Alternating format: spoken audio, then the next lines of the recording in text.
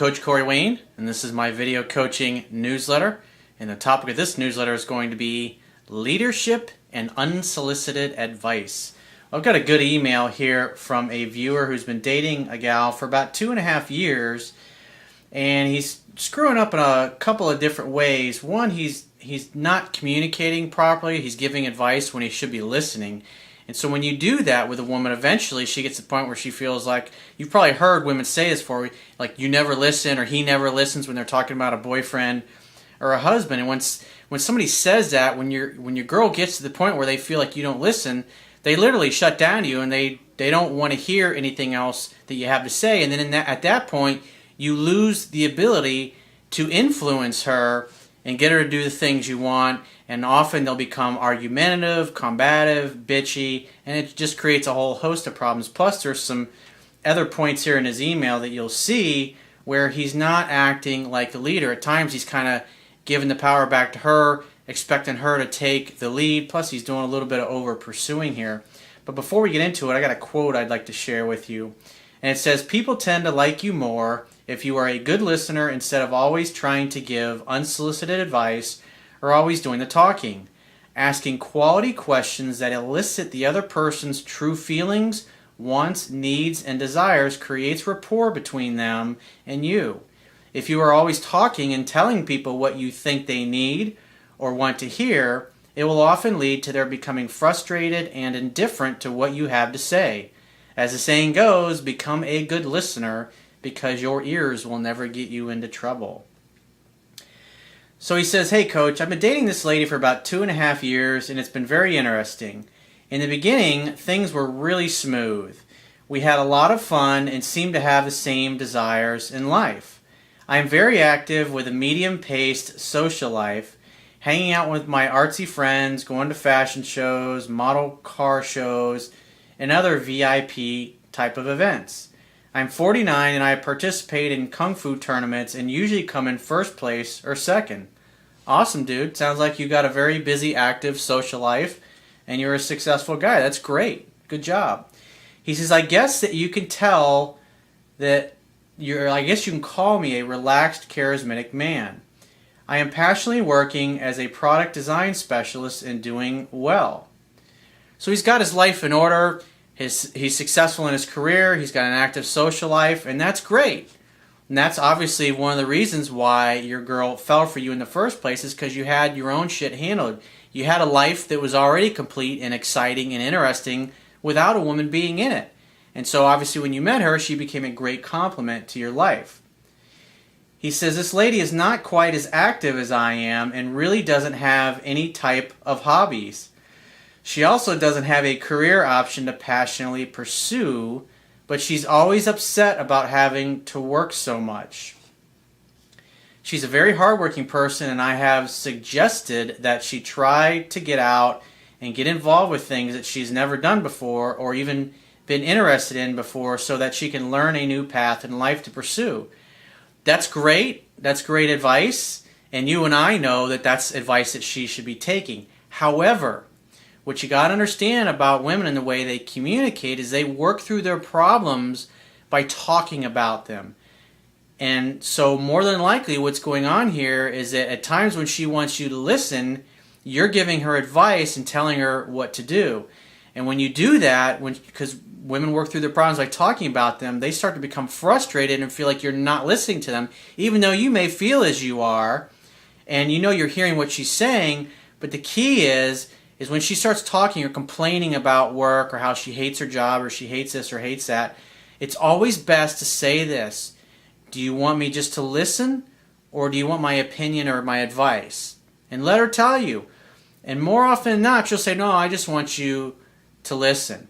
And when she says that, then that should trigger you to go, okay, she has something that she wants to work through that's making her feel upset.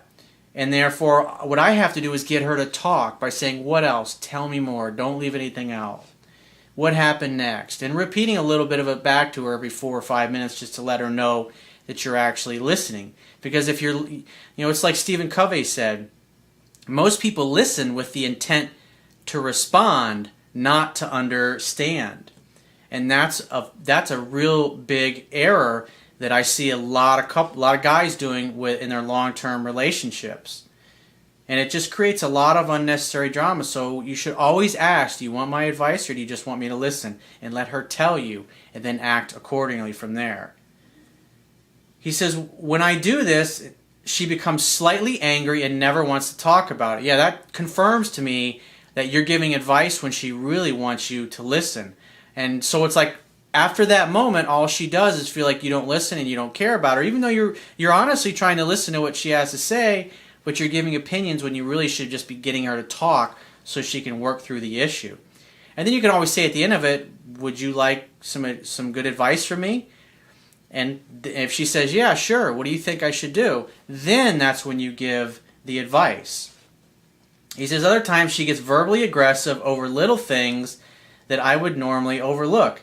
I do address those little issues and can see why she may be upset, but it is mostly her being upset because she wants me just to accept her views as almighty right, and she is never wrong, and she never really wants to see my view. Again, that tells me it's really the same issue here, that you're offering advice when you really need to listen. And so it's an art, it's a skill that you have to develop, because you and I could be talking and I tell you something and then you'd give your opinion on it, and as guys, it'd be no big deal, but when you're talking to a woman, they communicate differently than us guys do. He says, I don't need to be right, but understanding on both sides is what builds the bond between people. So I just express that I understand her point and that I also feel differently sometimes along with it. Again, it doesn't matter what you say in this particular instance, because if you're giving advice when you should be listening, she's going to shut down to you emotionally and she's not going to want to hear it. She's going to become bitchy, and that's just going to completely cloud how she interacts with you the rest of the evening, because she doesn't feel like you're able to understand her and understand where she's coming from. And when a woman shuts down to you, she becomes less affectionate, doesn't want to be touched, she feels hurt, she feels like you don't care about her. And obviously if she was talking to another woman, they would totally get it and they would totally understand and be able to relate. It's just a subtle difference, but it makes a massive difference in the quality of your relationship. He says, I do get her to stop and listen at times, but I have to be strategic as to when and how I get the points across. We've broken up 3 times over petty stuff, in my opinion, but no longer than a few days. It's been 2 years and we have never gone dancing. He says, I love salsa. I recently got her to go play pool with me, something that she hated at first. He says, now she sets the dates for us to play pool. And he says, yay. Well, you should be the leader, inviting her to do things and not telling her what you're going to do, to be mysterious. This tells me that you're letting her kind of take the leadership and the power role in the relationship, and women don't want the power. That also will contribute to her being bitchy and being combative. He says, I kind of sense some narcissistic tendencies from her because she never really quite reciprocates affection. He says, I come from a hugging, loving, kissing kind of family, so I give that kind of love. He says, I later found out that she was a spoiled child, and I guess her previous guy spoiled her also. Yeah, usually a lot of times really hot women are spoiled. They're used to men kissing their ass and getting their way. And if you read my article, Women Bluff to Test, women sometimes try to intimidate you with their looks and being argumentative to see how you handle it. And if you just kind of back down and let her kind of take the leadership role, that'll actually cause her to become even more bitchy and even more combative. He says, somehow she kind of acts like she doesn't have to explore new ways to bring fun into our relationship. It's usually me with all the ideas for fun things to do, but she really isn't enthusiastic about anything. When she does come up with an idea, that's a sign of an attraction level that it's dropped. He says, it's almost like a backhanded attempt not to do it. He says she wanted to go to an amusement park but not ride anything. And I want to ride everything. That's why you say, come on, you grab her hand, you just say, this will be great. And if she says, oh, I'm not going, it's like, well, great, you can sit out here, sourpuss, and you can watch me having a great time. And then you go ride on the ride.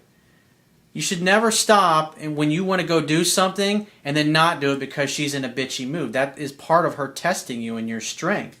And when you cave, when you don't do what you really want to do, women want a guy that does what he wants, when he wants, with who he wants. And now you're sacrificing your happiness because you feel like that's what you need to do in order to cause her to not be bitchy or complain. But that's the exact opposite.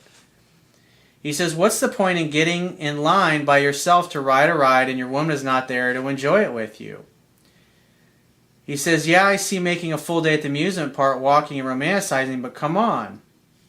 He's got to bite the bullet sometimes. Yeah, that's when you say something like, you know, you're being a real sourpuss, and I really don't appreciate the fact that I brought you to this amusement park to have a good time, and you're being a sourpuss about it. This is not fun for me at all. And then you just say, look, take her ass home and don't call her for a few days and wait for her to call you. And you'll see in a minute here what he's doing wrong that's contributing to this kind of behavior on her part. He says she wants to get married to me and have a kid, but she doesn't show me a normal type of affection. This is kind of strange. It's either a sign of low attraction or the fact that she's just not a giving, affectionate person. And if that's the way she is, that's something you really can't fix. Some women are just like that. He says, I go to hug her normally or give her a soft, warm kiss, and her hands are at her side, and she gives me a third-grade peck. He says, I'm like, what the fuck is wrong with you now? She's bitchy and she's shut down to you. That's what that tells me. He says, we used to make love a ton in the beginning, her screaming so loud that the neighbors look at you funny. He says, now it's like she's a dead fish where I always initiate intimate contact, but she just lays there and sucks it up, but really doesn't think to reciprocate any affection. Yeah, you're initiating everything. That tells me you're pursuing too much and you're catering to her every need. And you reward good behavior with more of your time. But when a woman is bitchy and unappreciative like this, you spend less time with her because she's not appreciating it. Because part of having self-respect for yourself is when a woman treats you this way is you don't want to spend time with her when she's like this. And you let her know your displeasure and say, call me when you want to act mature and you want to have fun, because I don't like going out and having you being a bitch the whole time and being nasty and not being playful and being ungrateful and unappreciative. This is not fun. This is not exciting. This is not what I had in mind. Because when a woman knows that you're backing away, and that's what caused her to realize that, hey, I'm pushing this guy away from me because of my behavior. Women have to know that if they push you too far, you'll walk and never look back. And you're not doing that. He says, I give her awesome acupressure massages that are very rare, and most people don't even know how to do them or like I do. But she never returns the intimate massage without me having to ask for it. Well, it's good that you're asking for it, but also she's not giving it. Again, this tells me she's shut down to you. He says, when the lovemaking does begin, she does get into it, but she never initiates it. I've never met a woman who acted this way, ever, while all the while saying that she wants to marry me. She says she loves me, and I do the old I love you too, but sometimes I'll say I love you, and she'll just say thank you. You're doing too much. You're giving too much. And you're not paying attention to the fact that she's not reciprocating. He says, these are the days when I know she must be mad, or it's 60% for some fantasy crap in her mind that I have no clue about, and she won't communicate what's bothering her. I think that after all these years, women have been screwed up by the media because they want a fantasy. I can't read minds, but when I was younger, my primal instinct said that a man must be magnificent in the eyes of a woman. That tells me that you kind of think like you have to prove yourself. So what I'm seeing here is you're over-pursuing, you're doing too much, you're not backing away when she's being an unappreciative jackass to you, and you're not standing up for yourself. Because it's like no matter how she mistreats you or doesn't reciprocate affection, because at one time she was very affectionate. That's a result of attraction that is dropped. And so when you don't back away, you're communicating that you're accepting her behavior. Because there's really no consequences for her treating you this way. So what you need to do is you need to back away and not spend as much time with her and let her know what you're not happy with. And that if things don't change, things ain't going to work out between the two of you, because you've given this girl way too much of your power in this relationship. It's time to take some of it back. So if you'd like to get my help personally with a situation or a challenge, or maybe you've got a situation like this that you're dealing with in your own relationship, go to my website, click the products tab, which will be at the top of your screen, and follow the instructions for booking a paid phone session with yours truly. And I will talk to you soon.